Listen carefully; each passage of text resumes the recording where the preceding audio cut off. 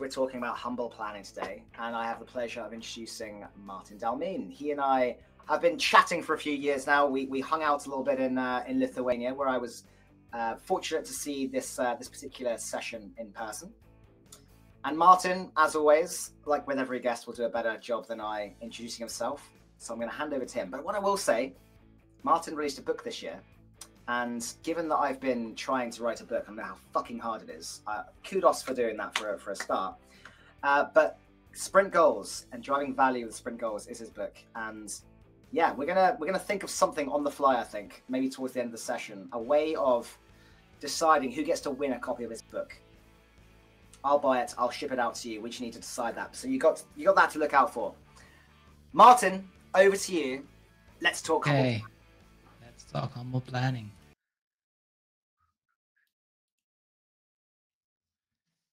Do you see my screen? I'm not seeing you, so please speak. Yes. Thumbs up are happening. Yes, we see your screen. Awesome. So I'm going to talk about humble planning, aka how to make your plans suck less. This might seem like quite a strong statement, but I hope by the end of the presentation you'll agree. I also want to stress I really suck at introducing myself, so I'm going to keep it really short. I wrote a book on sprint goals, and I've been working in Scrum and Agile and product management for around 10 years, writing for around 8 years. And maybe to start with, so what can we learn from these undisputed masters? Pixar. You might know them from all of those famous movies like Ratatouille or Toy Story. Nintendo, the company behind Mario, Star Fox, Mario Kart, and many more, Zelda, many more games. Involved, the company behind Half-Life, Team Fortress, and a gazillion other games. They are masters at their craft. What can we learn from them? So we're going to start with Pixar. So this is Pixar. They've made 27 movies.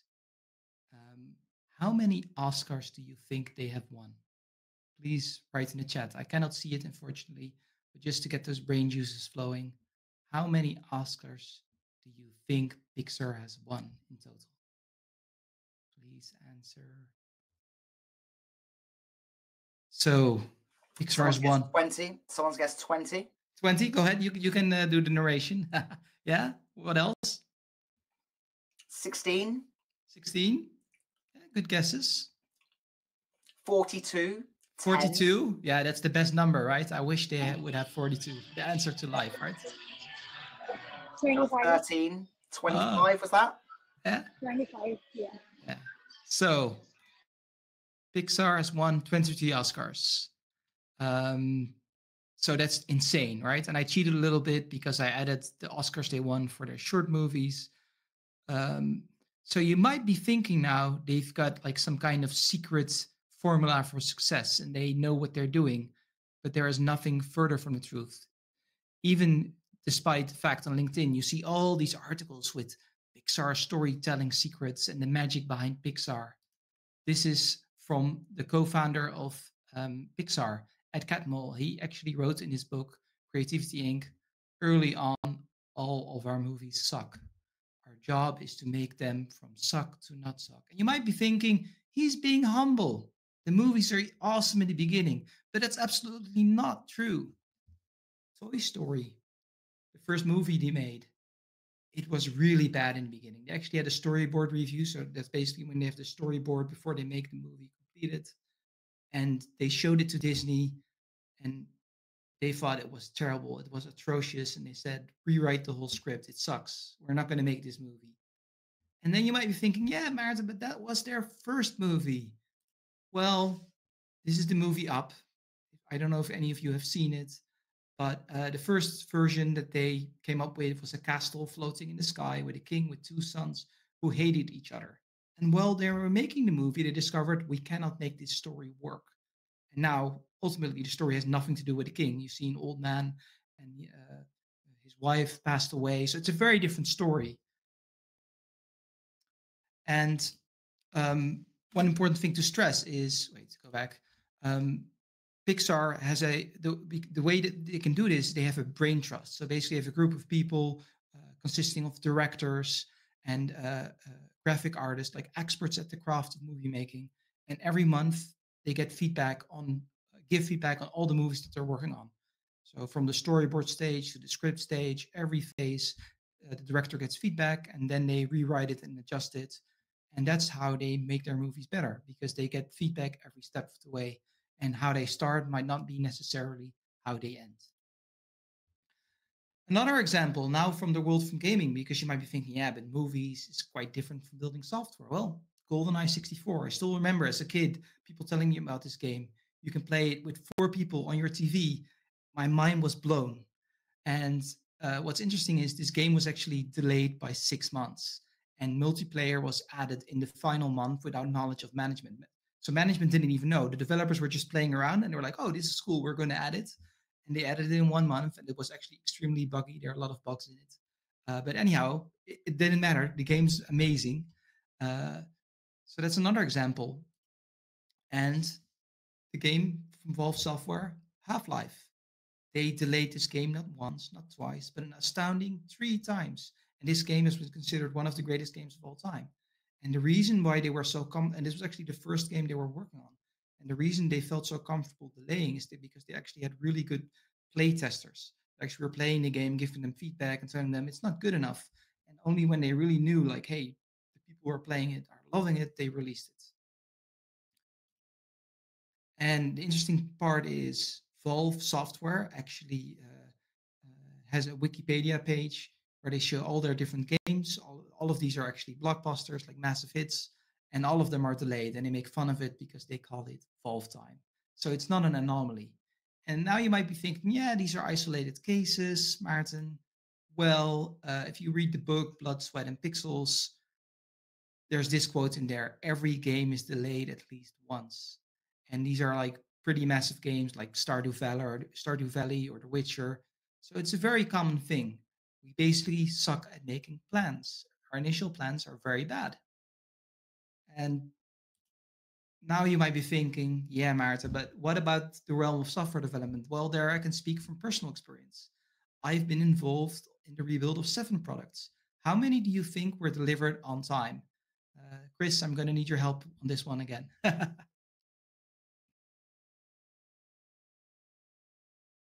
Someone said 0. 0, yeah.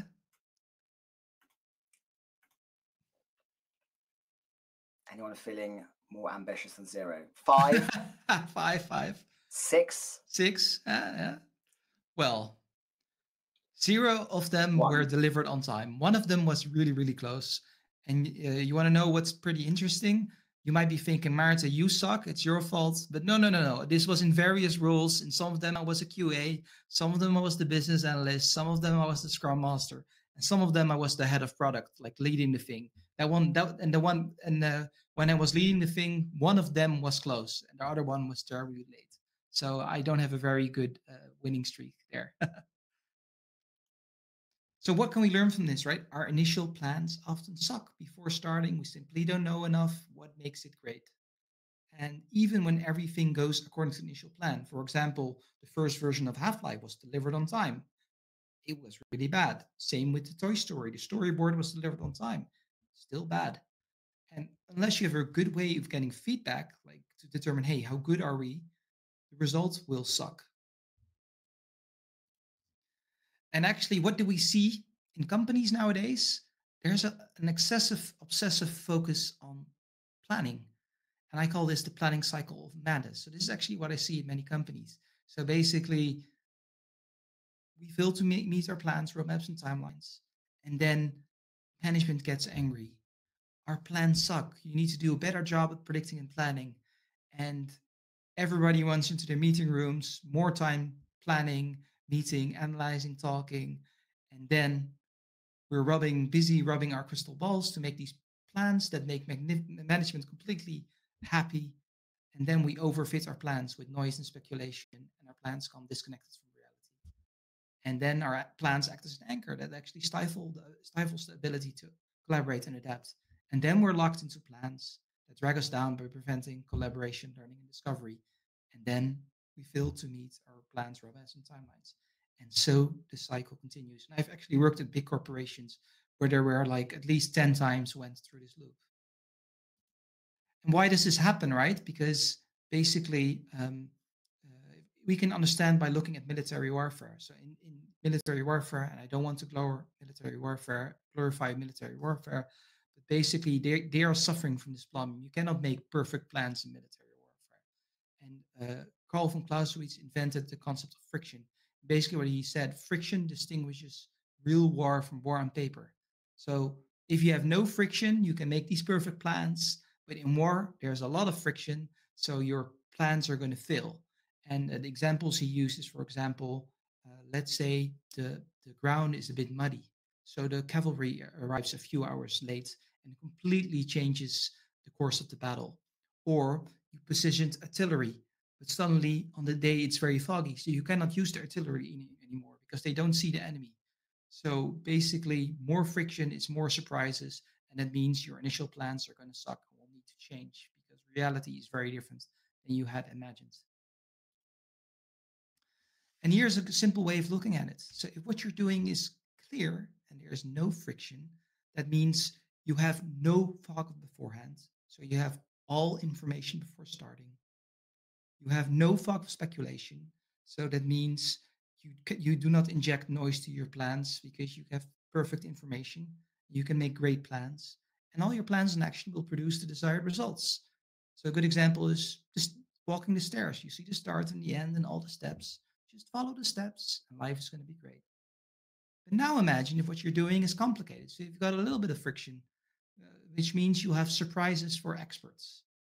If you don't have expertise, so the good example here is an espresso machine. If you've ever made coffee with an espresso machine, a fancy one like this one, it's not that easy. You need to know how to do it. You need to know how much coffee to put in there, how much to tamp it, and yeah. So without expertise, you're going to have to fog up beforehand. You don't know enough before starting.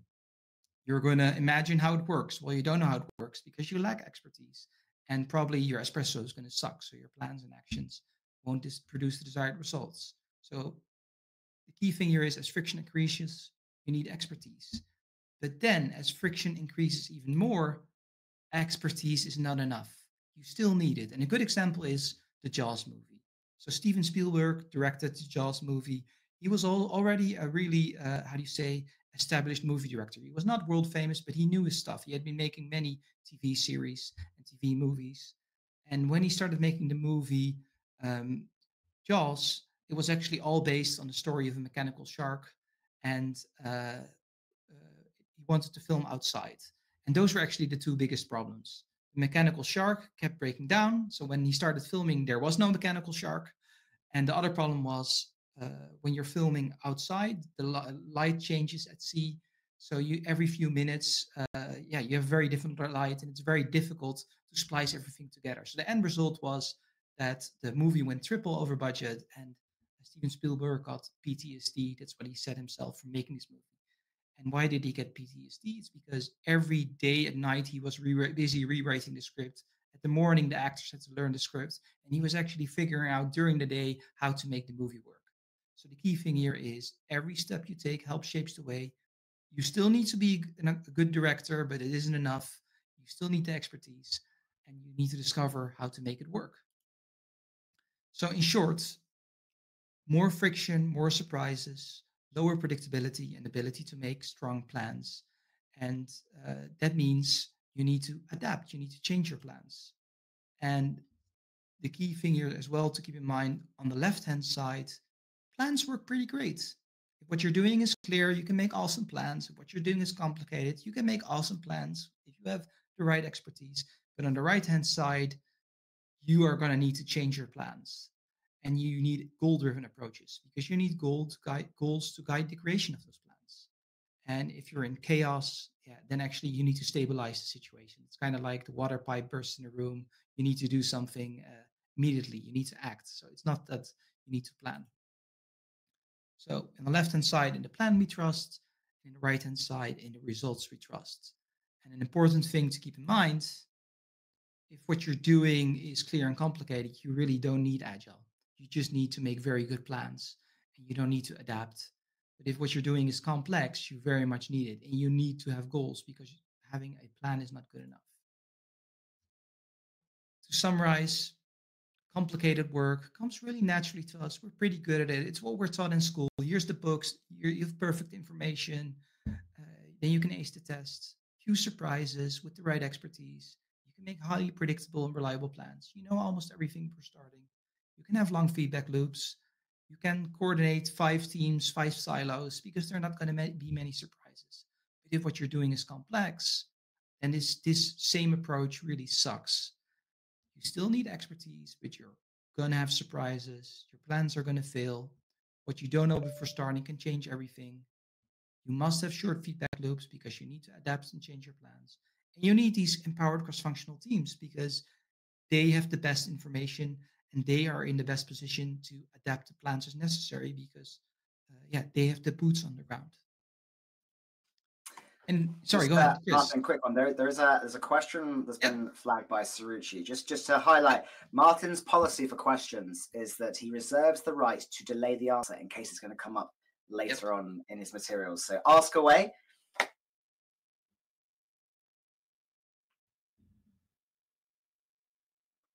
Sarucci? Okay, all right, thank you. So, Maarten, would you be able to explain a little bit more what is the exact difference between complicated and complex? Yeah. So if what you're doing is complicated, then you can make really good plans. You need expertise to make those plans, but you're going to have very few surprises. And that means you don't need to make as many changes. And that also means you don't need agile approaches. If what you're doing is complex, it means before starting, you don't have enough information. While you do the work, you discover what's necessary.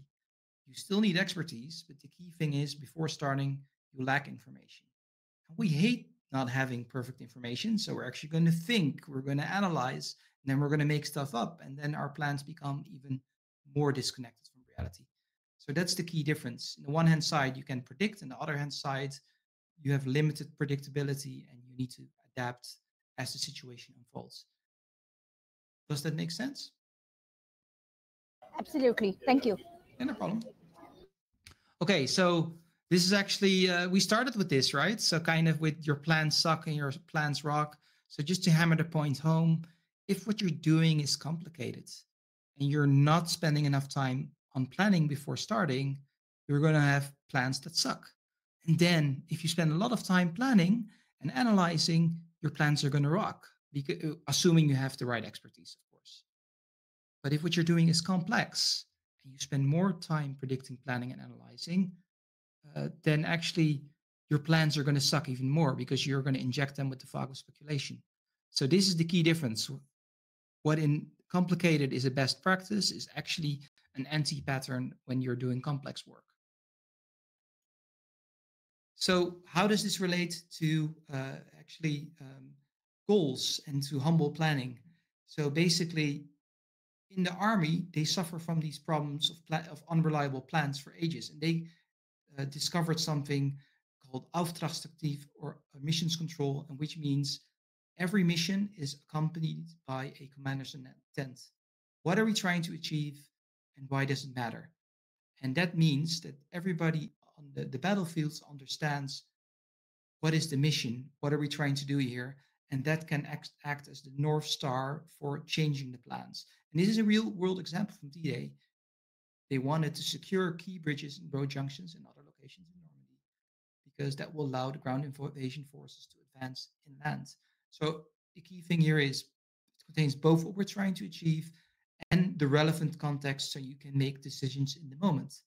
And this is something that the military does really well. And that's not what you often see in movies where it always seems like they're giving orders. And this is actually the same thing. The sprint goal is the commander's intent of the sprint. What are we trying to achieve? And why does it matter? And that helps the team to inspect and adapt during the sprint as there are surprises, as there are production issues, as their estimates are wrong, or maybe their solution isn't even possible and they need to change the solution. And that's why it's super important to provide that. And to hammer the point home, if what you're doing is complex, there's much more that you don't know than that you do know. You're going to have many surprises. And our natural response is to overthink. You're going to have speculation and noise and all these false assumptions. to make up for things you can't know, which actually means your plans are going to be even worse. And now you're probably thinking, what should we be doing instead? We should be doing humble planning. Should start with simple plans that actually become more elaborate as we do the work, as we discover what's going on, as the fog disappears. And we make these plans guided by our sprint goals and product goals. So I want to stress, right, this all sounds easy, but as you may know, I've written a book on sprint goals. And when you sign a book, you need to sign a contract. And what's pretty scary in the contract, it says you need to put timelines. And if you miss any of these timelines, they can hire a ghostwriter to complete your book. And that ghostwriter will be paid out of all your future royalties. So basically, it's not your book and you're never going to get paid for your book. So it's really scary. But what I did, I worked for 2 weeks and I thought, okay, after 2 weeks, I had like 20% done. So I thought I can probably finish it in 6 months. How many of these timelines do you think I hit?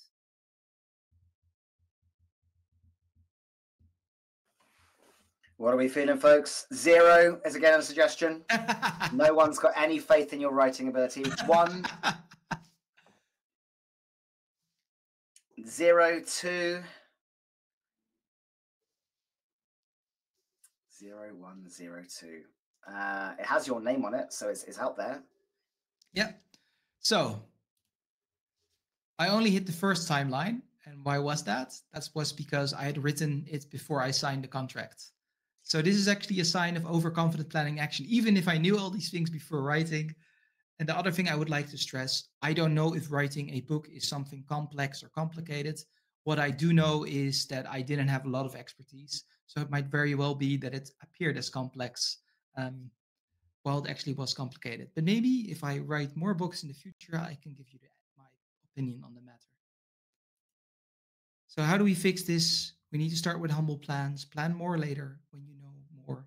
Stay anchored in the results by starting with the intent. What are we trying to achieve? And why does it matter? So I already told you, like, hey, you should be using sprint goals to guide the creation of these plans. But then you might be thinking, how do you actually do that? And that's why I came up with this handy little acronym. It functions like invest for user stories. It's called focus. So is it fun? That's the first one. Fun or memorable title. So the main thing is, if you make a smart sprint goal, nobody's going to talk about it. It's boring. So you need to have a title because then people can drop it in conversation. At the very least, it should be memorable. But I think we need more fun. And Chris will definitely agree on that, I think. But if you cannot do that, at least settle for memorable. It should be outcome oriented. So can we come up with another plan to achieve the same results? So is there freedom on the solution? Is it collaborative? So did we set it together as a team? Ultimate. Is the relevant context provided so we know why the objective matters? So do we have enough context to make decisions? So it's not good enough to only know the objective. You also need to know enough context of why the objective matters so that you can make decisions. And singular, is it one objective and not a list of unrelated objectives? So now I will give you a real world example. And we're going to walk through it together. So maybe, Chris, you can help me again. Look at this post-it on the right. It is one sprint goal. Does it look fun or does it have a memorable title? Is the answer yes or no? And this is a real world sprint goal, I want to stress, not for Let's me. do some thumbs up, thumbs down with the reactions. Press 1 or 2 on your keyboard, depending on whether you agree it's a fun sprint goal. Fun is up, down is no. Yeah, multiple downs. Yep. Okay, next question. Is it outcome oriented or not? So can we come up with a different plan to achieve this result?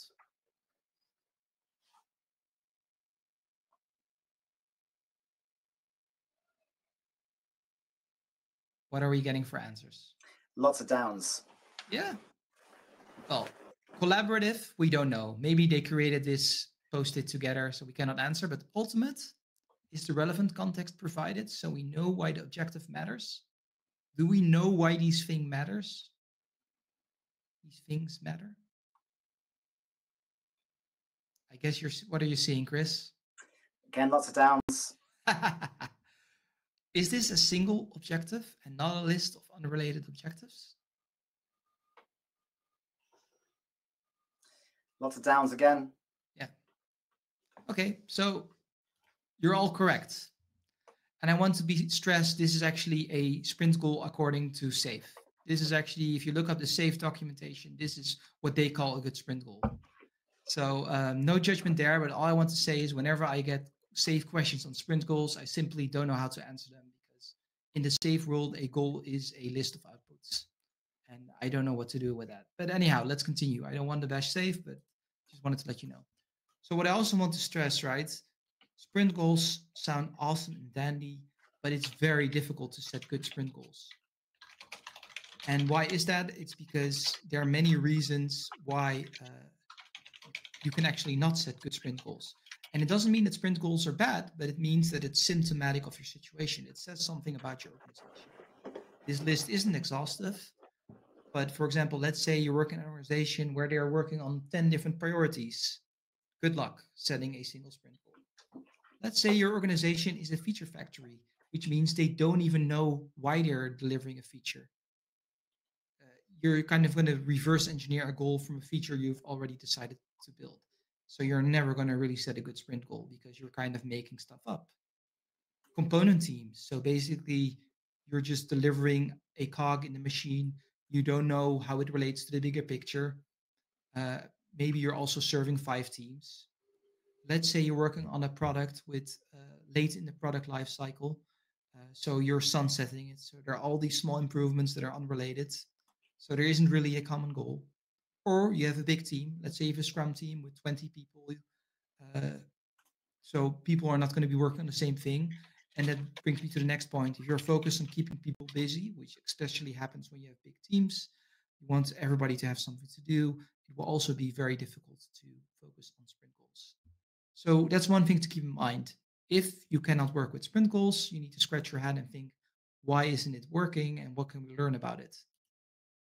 So now I'm going to have some nice sprint goal questions. Well, actually mistakes. So the answer is already in there. Everything in your sprint has to relate to the sprint goal. And this is a mistake. And why is this a mistake? Maybe someone can write or maybe someone can answer.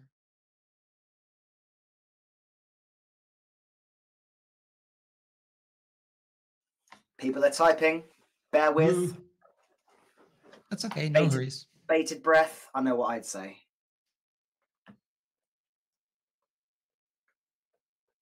Who's going to get there first?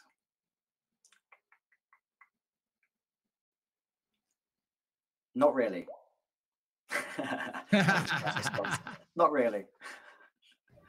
Maybe I can try. Yeah, sure. Maybe there are going to be some operational ongoing work items that the team need to complete, even if it is not part of sprint goal. So team needs to work on it on ongoing basis in every sprint. So that is not going to be part of sprint goal, but still it is going to be there. Yeah, that's a very valid reason. I provided a different answer, but it's a correct answer in the sense that, let's be honest, right? The sprint goal simply is the one most important thing we're trying to achieve during the sprint. That doesn't mean there are other things we're not also going to try to pick up. But the thing is, if the one most important thing is way more difficult than anticipated, or there are many surprises, so we actually need to spend more time in it, then we're going to drop some of those other things. I want to stress this, what I'm saying excludes, of course, production issues or stuff where you're like, okay, we even need to drop the sprint goal. But that's kind of, so good answer. Are there any other answers, Chris? There needs to be a space for adaptation. So an interrupt buffer. Yeah. So that was actually the answer I was alluding to. So I'll just give my perspective. I mean, there's not one right answer, right? But basically, you want to make meeting objectives more important than following the plan.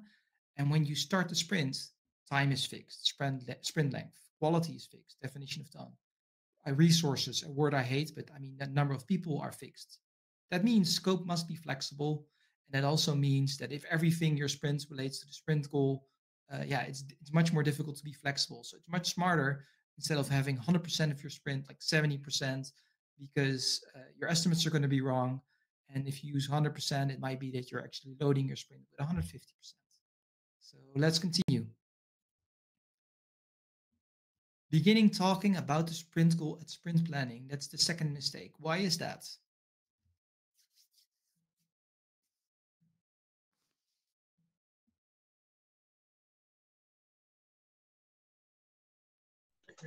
Is it because we should be thinking about the business objective rather than the sprint goal? Yeah, that's also a good answer. That was not the answer I was looking for, but it's also a good answer. I mean, in the end, the sprint goal is a step towards your product goal. So you should already have spoken about the product goal. But maybe, and now if I will ask you another question, basically, what do you promise to deliver at the end of the sprint? And maybe you can answer that. You promise completing the sprint, or do you promise delivering the sprint goal? Sprint goal. Yeah. And who has to know that? Your stakeholders, right? So what is a good event to let your stakeholders know, hey, next sprint, this is the sprint goal. So that's the thing we're committing to. Sprint review. Yes. Exactly. So I think a lot of teams, people fall foul of that. They focus on a sprint review being something where you're looking backwards. Here's just what we've delivered, rather than looking forwards. Here's what we plan to deliver. What are your thoughts? How can we shape that product together? I want to stress, you have to really watch out when you do this. So you need good stakeholder management skills, because you need to say, hey, this is what we're thinking about. This is the draft sprint goal, which means you already have discussed it with the Scrum team. And then you should say, this is what we're thinking, what we're working on. Might be a bit bigger, it might be a bit smaller, depending on how do you say, the solution we choose, or what do you think, It's still potentially subject to change because you finalize the sprint goal, sprint planning. But it's a good moment to let them know, hey, this is the one thing we're focusing on. Let's continue. So another sprint goal mistake, planning everything from the start versus doing gradual planning. So actually, I call this Anaconda style Scrum versus Hummingbird style Scrum. So Anaconda style Scrum teams, what they do is sprint starts with 10 tickets, and then they try to finish 10 backlog items. And in Hummingbird style Scrum, they're just like, okay, we've got a goal. We're going to drag in 3 backlog items related to the goal. And then as we do the work, we create the other tickets, or we pull them in. Why is it a mistake to plan everything from the start?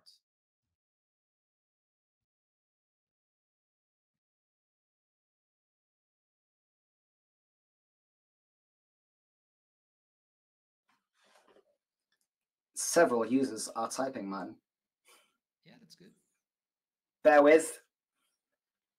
Fastest fingers first. Helena says there is volatility and unknowns. Yes, exactly. So when you drag out in those 10 post-its, it could actually be, instead of 50 story points, it could be 80 story points. So when you drag in 3 items, then you actually know, hey, wait, this was bigger than we anticipated. So hold on, we're not going to drag in more work. You keep your boots on the ground. You kind of let the reality of the work dictate how much work you pick up versus the optimistic estimate, which is often wrong. And that means you're really managing the flow of work instead of pushing in a traffic jam of work, because your estimates are often wrong.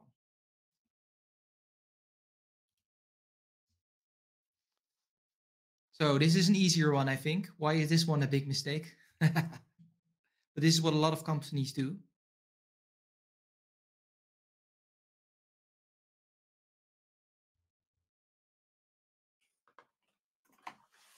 So why should we not reverse engineer outcomes from the features? Yes. So you've got stakeholders that say, we want this feature, blah, blah, blah. They tell the team, you're going to build this feature. And then the feature is thinking, okay, let's think of what kind of outcomes they might have wanted for this feature. It's fabrication. Yes. From Helena. Yeah. And that's actually what I see a lot of companies. They're fabricating because there is no discovery process. Nobody's really talking to customers to understand what are we trying to achieve.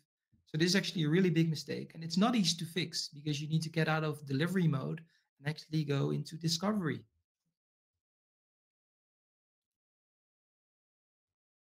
Yeah. So what's important is features don't deliver value. It's what the feature makes possible that delivers value. That's why you should start the other way around. Talk to your customers, try to understand what are they trying to do, what's their world, what are their challenges, and then you can build a feature that helps them.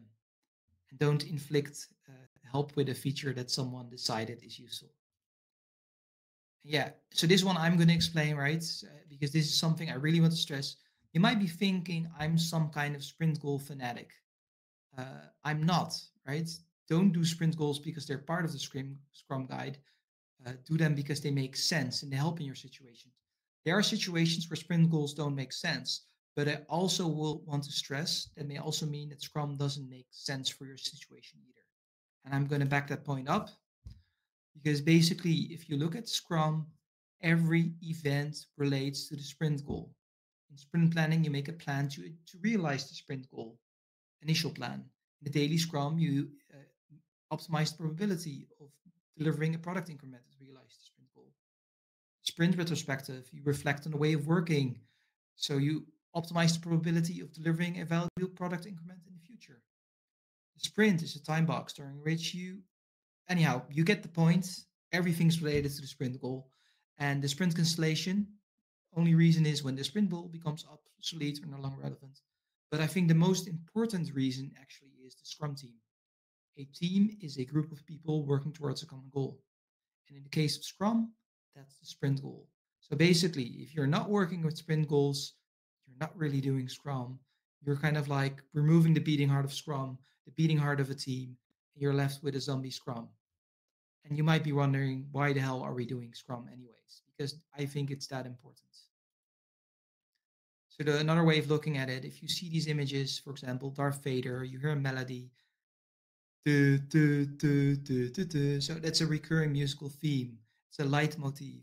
So it's very common in movies. It weaves the whole movie together. In Forrest Gump, you have this sound that comes back. And Batman, in Scrum, that's a sprint goal. It weaves everything together. It connects everything. That's how important it is. And if you remember one thing from this talk, the more you try to prevent sucking at predicting, the more you will guarantee to suck at adapting. And this is actually what many companies do wrong. And it's very easy to, once you get it, but it's very difficult to explain because it's not that easy to understand. And if you want to read more, I've written a book on sprint goals where I kind of talk about these things. Thank you for your time, and I'm curious whether there will be any questions, and I'll stop sharing. Yes.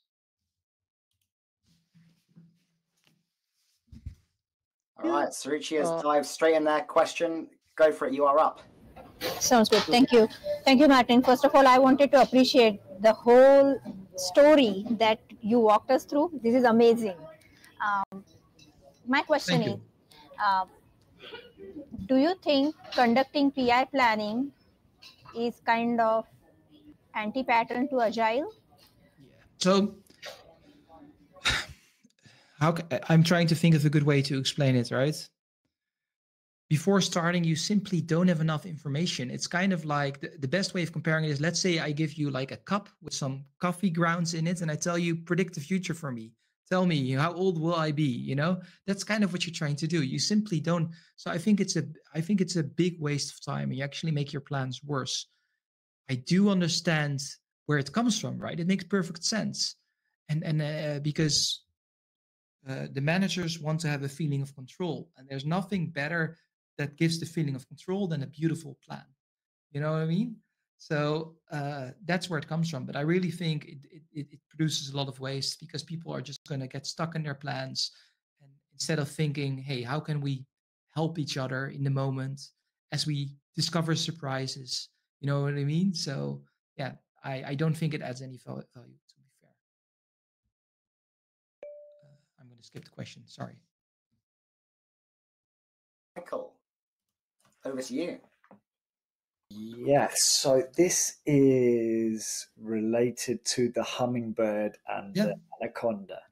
So I've had this so many times where I get the team going, no, we must put everything in now, because if we reach our goal, then people sort of stop and they want everything sort of in at once. And I'm saying, just the fact I'm with you, but I want a way to be able to explain to the team that the focus that you get by just taking that key items for the goal and then bringing in stuff afterwards is fine. But how can have you got a way that works to explain that to the team? Yeah. So, I mean, what I would start talking about is, hey, so those 3 things that you've estimated, how sure are you that they're going to be as big as you say? Because if there's a doubt, then that means they might be a lot bigger. And then why are we having all these things that we're already dragging in, But I do agree, right? I think this is coming from they're worried, am I going to have enough work? I get that. So just say hey, we've got a product backlog. We'll have these items at the top. The sprint is flexible. If during the sprint, you're right, life is smooth, life is great, we can pull some stuff in. You know what I mean? So I think it's more like giving them the reassurance that the fact that, hey, no, you don't need to worry. You're going to have something to do. But I also think another aspect of the equation is talking about, and I did not pick these words, but resource efficiency versus flow efficiency. There's a lovely exercise by Henrik Nieberg with ping pong balls. You can find it on YouTube. Have you seen it, this exercise with the ping pong balls? Yeah, that's a lovely exercise I would do with your team. Chris, maybe you can look it up. You know it? Can you because I cannot look it up not right now, but share it. And otherwise, I will share it when Chris tells me. But it's a very lovely exercise, which I actually do with people in the C-level. I do it with teams to make them understand. The point isn't to keep people busy. The point is to make the feature busy in receiving work. Receiving. And a good comparison is hospitals. In hospitals, they're always busy with the expensive doctors have to be busy. The expensive machines have to be busy. So what happens when you and I go to the hospital? We are waiting, because they don't care about us waiting. I mean, it's a little bit, and it's just a very different mindset. Well, in supermarkets, if you wait, they know the customer is going to walk, so they do their best to not let you wait. So they are focusing on flow. And if the person at the cash register is 100% busy, there's a line, and it means they're going to lose money. Sorry, it's a bit of a long answer and a bit of a rant. All right, I'm just going to dip into the chat. There's a question there, and I raised this one because it was. I'm conscious you might forget. Can you please repeat the last statements that you said? You started it with, sorry. If you learn one thing from this talk, it was right in the talk. I will share my screen. Maybe that's the easiest, because then you can just keep on seeing it. So if you learn one thing from this talk, it is, I think the person, Amir, missed the end of that statement. I'm sharing the slide again, so you can There we go.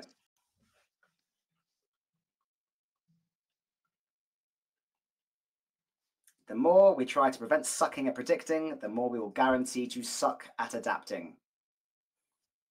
So choose your suck.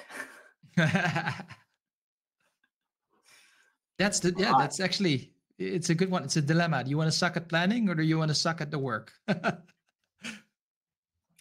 It's a similar parallel I often talk about. Do you want to suffer the pain of doing something like a retrospective that you don't enjoy? Or do you want to suffer the pain of being stuck doing the same thing over and over that there's basically both ways are hard, right? Yeah. If you're not used to doing retrospectives, it's hard to start that, but it's also hard to keep working in a way that's inefficient and causes frustration. So choose your difficult. Yeah. Tristan, you have a question? Hey there. I find the concept of having a goal and a focus good, but it feels like an ideal, and maybe it fits more with early stage projects or projects that have started from nothing and are being created. So sort of mature projects, and I do take on your point of maybe some people are not fully embracing Agile and things, But if you've got 6 people on a team, it puts a massive weight on whatever the role is that's got to come up with this title, or the group to come up with the title, especially if that what you want to achieve hasn't been like fully discovered, because discovery is part of the sprint, to keep those people busy. I can't, if I'm in charge of the group, I can't have 6 people that maybe only 3 of them are busy most of the sprint and the other ones haven't, and then I've got to find other work for them. Yeah. Compared to agreeing a bundle of work that then can be done. So maybe some sort of thinking that how can you make the sort of sprint goals is not a massive weight or a cursory throwaway thing of, yes, we're working to version 3.74 or whatever. So I'll leave it at that. Yeah. So the key thing I want to stress, not everything in your sprint has to relate to the sprint goal. It's more like, what is the one most important thing we're trying to achieve? And I'm also curious, like a team has to have a common goal. Like I've worked in teams that didn't have a common goal, where everybody had their own thing they're doing, and then you don't have a team. Then you will have a stand-up where everybody's kind of like standing there talking about their own stuff. The rest doesn't listen. Then the next one goes. And that's why I think it's really crucial to have a common goal. But I do agree with you. You should not force it. But if you cannot set a common goal, then there is something going on. Definitely, which is kind of will make your team suboptimal, in my experience. And yeah, do you want to fix it or not? I don't know, right? Because let's say you're working at a digital agency, you're supporting 6 different customers, 6 different products. I don't know, right? These situations happen. Then it doesn't make sense to use sprint goals. But I would also argue, how much sense does it make to do Scrum? How much of a team do you really have? I hope my answer makes sense. And otherwise, feel free to comment. Maybe I missed something. Thank you. Helena, you're next. Well, actually, wait, let me see my camera. I have a problem with camera. Maybe it will work now. No, if I click it. Oh, yeah, I think it works now. Okay. Hi, you see me. Nice to meet you. Hello, Maarten. Dalmijn, it's Dalmijn. Yeah, you do a very good job. Yeah, it's phone in Netherlands. So my question is connected to the beginning of your story. Yeah. When I talk to people, to teams in terms of strategy, I say it's always good to deliver early and then polish, if nothing else, because people will forgive you if it's not perfect. They will not forgive you if it's too late. A lot of times, yeah. But you have an example at the beginning that is completely different one from another. We have an example of 007 and an example of Half-Life. 007 was pushed early with additional functionality, and it was buggy, and it was accepted very well. And then we have Half-Life, who was polished to death, and it was late, but it was perfect in the end. It was also perceived well. So we have a situation where our audience doesn't have a feeling of urgency because they don't know, or do they, when the game is supposed to be out. Yeah. So which one of how do you then balance this? You propose both things, but they're actually completely... Yeah. So what I want to stress, right, when Half-Life and Nintendo 64 were delivered, there was no such thing as early access. You know what I mean? So the best thing they had back then was playtesters. That was the early access. So the goal is never tell people what you are doing. So they don't have expectations. No, but this is actually also a psychological thing. Don't tell people your plans, just do them. Yeah, well, I think in the case, for example, for Nintendo 64, I find it very fascinating that some developers just decided to add something. But what I didn't elaborate, you know what they did in Half-Life? They actually made, so the playtesters said after the first version, the game is not fun. So they actually made one level with all the game mechanics in there. Then they kind of what you're saying, right? You deliver something early, and then they kind of use that to repolish the rest of the game. They kind of said, okay, so these are the cool mechanics, and how can we rework the game with these mechanics, because the game playtesters really love it. And yeah, but I do agree with you. Nowadays, what you see, for example, Dwarf Fortress, Galactic Rock Survivor, that's a game that was recently released. I think 1 or 2 million sold early access. You've got Pal World, 4 million sold early access. So there are all these examples where they're doing exactly what you're doing. Do you think that this behavioral aspect can help with our strategy? So either choose to deliver perfect, so it has to succeed, or choose to deliver something fabulous, so they will forgive you. Yeah, I think the best thing is deliver early. That's also what they're doing now in Valve. They actually make levels where the textures are orange. They're very shit. Within 1 week, they have a working level where people can play 1 week, you know? Yeah. And it's shit. Don't get me wrong. Yeah. But then they already notice things. There are a lot of lovely videos. I'm actually going to write some articles about it, so I already have it in my head, but I don't have infinite time. Thank you. I also saw a question from Bob, which I don't think we covered, Chris. Yes, we have not. There's one more question on the queue as well. So Maarten, Bob asks, how would you suggest to take an existing team who has never done goals, product, or sprints, and to get them start using goals? Yeah. So I actually did that with a team, and I don't think it's that hard, especially if you're starting with a new team. I mean, but I think the hard part actually is if you've got a new team, it's easier often because you can just try something out. But let's say you have a team who are kind of hesitant. So here are some of the reasons, right? So the key thing always is, what does your team care about? What is bothering them at the moment? And to help them with that, and maybe sprint goals can help with what they care about. That's always the strongest way of framing things. So for example, I worked at a company where actually there was an obsession on velocity, 95% completion rate.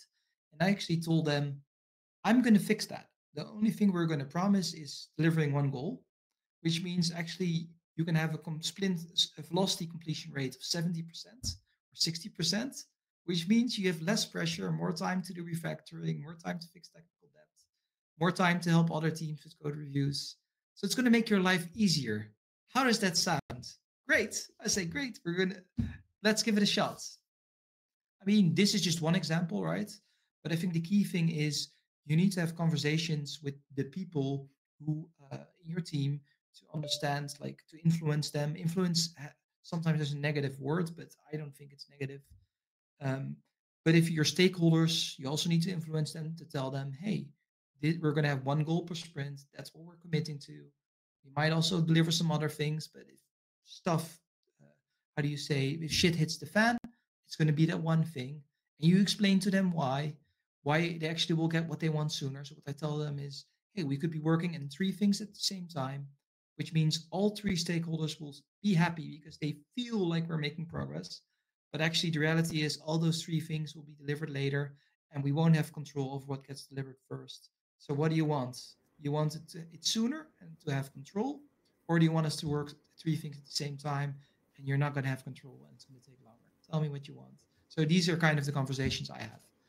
But it's all very context dependent because the person who's sitting on the other side of the table, they have their own interests. They care about their own things. Maybe they've got an Excel sheet, where they're reporting on velocity or whatever. You need to understand that because otherwise you cannot overcome those obstacles.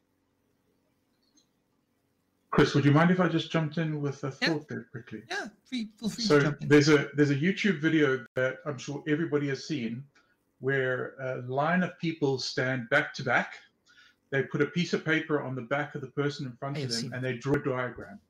And then the person's got to try and figure out what diagram has been done on their back and they've got to replicate it on the person in front of them. Have people do that exercise and show them that the person who has the diagram at the back and the person who has the diagram at the front just don't deliver the same thing. And that's the problem with having misalignment with a goal. As soon as everybody understands the goal that they're aiming for, they work together as a team to try and achieve it. So there you can gamify it like that as well. Thank you, Mike. Lovely addition. We've got time for probably a couple more questions. So Karen is next on the list. Maarten, thank you so much for bringing fun to a serious subject. And I'm wondering, the SAFe approved sprint goal, how would you make that fun? How would you make that fun? Well, let me look it up, does right? The sprint goal follow focus? Yeah. I don't know, right? Search and first name more followers. Let me look it up again, right?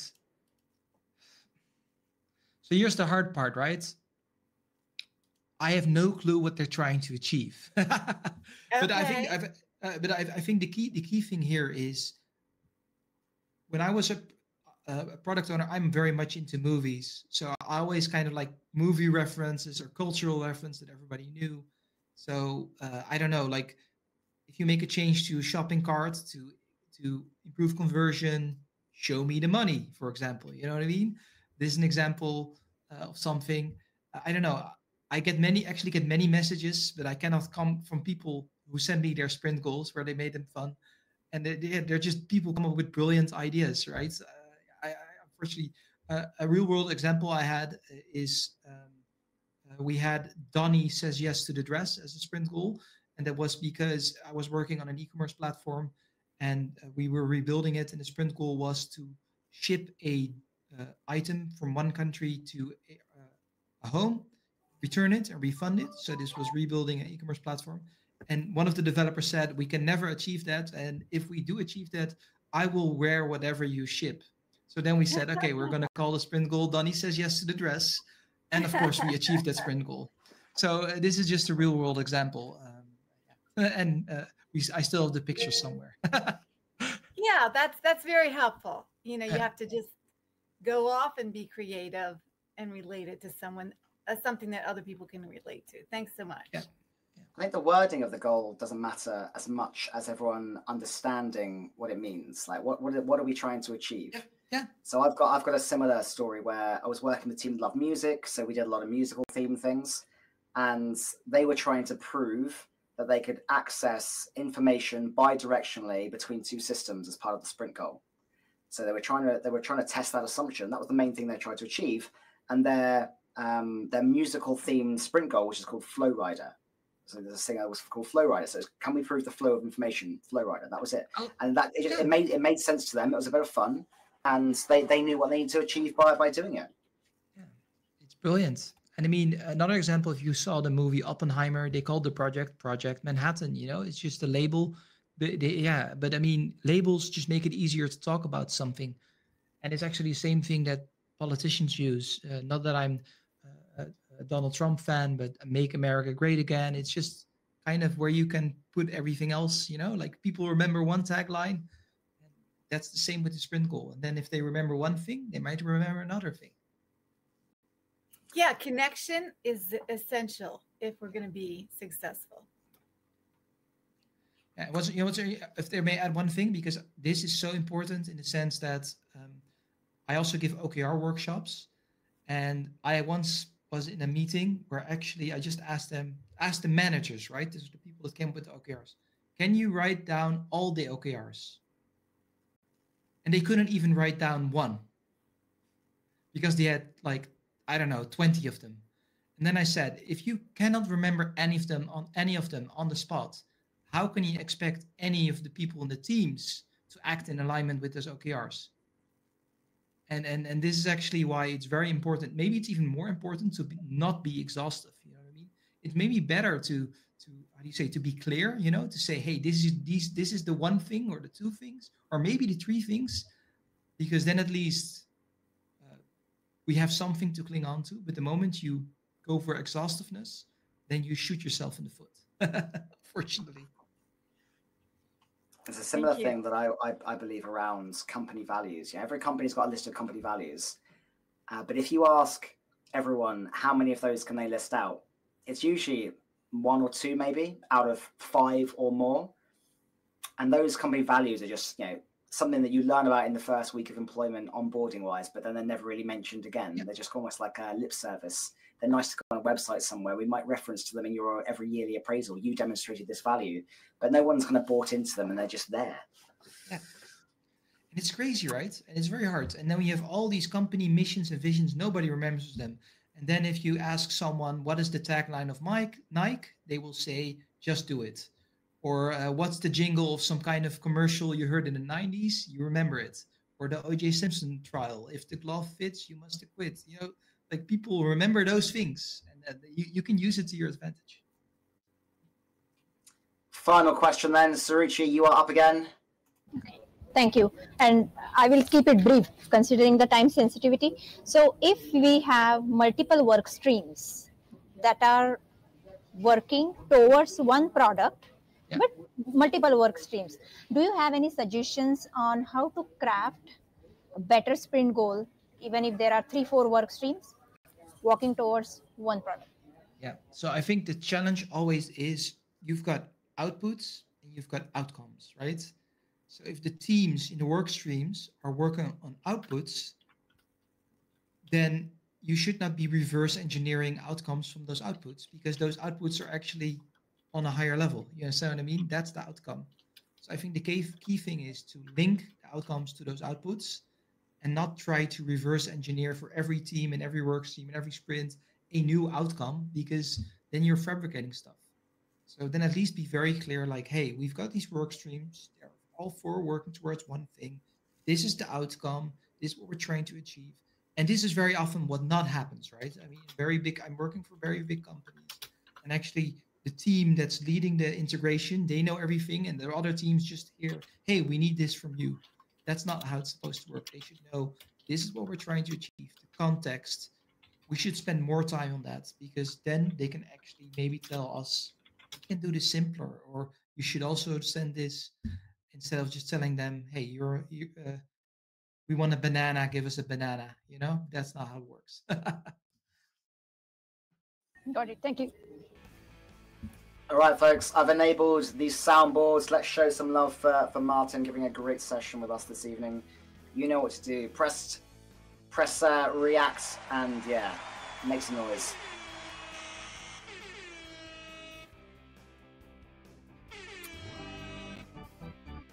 And just to confirm, Maarten has agreed to share the materials, so I will pass those on.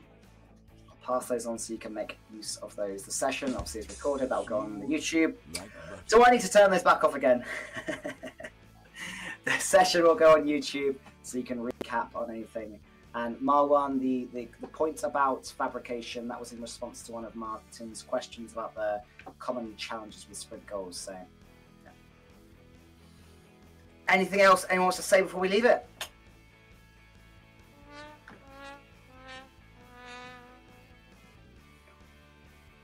Well, thank you for being a lovely audience. Thank you, Maarten. See you at the next one, folks.